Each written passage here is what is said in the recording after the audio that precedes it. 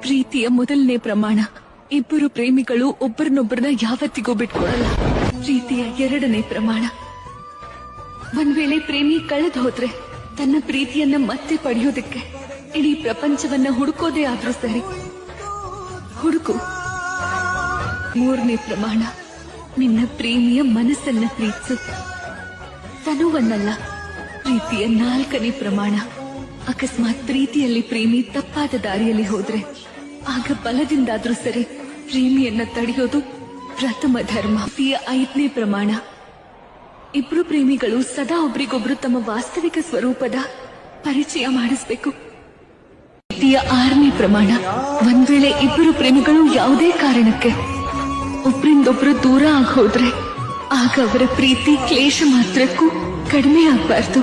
ಪ್ರೀತಿಯ ಏಳನೇ ಪ್ರಮಾಣ, ಸಮಯ ಬಂದಾಗ ಪ್ರೇಮಿ ತನ್ನ ಪ್ರೀತಿಗೋಸ್ಕರ ಏನ್ ಬೇಕಾದ್ರೂ ಮಾಡ್ಬೇಕಾಗತ್ತೆ.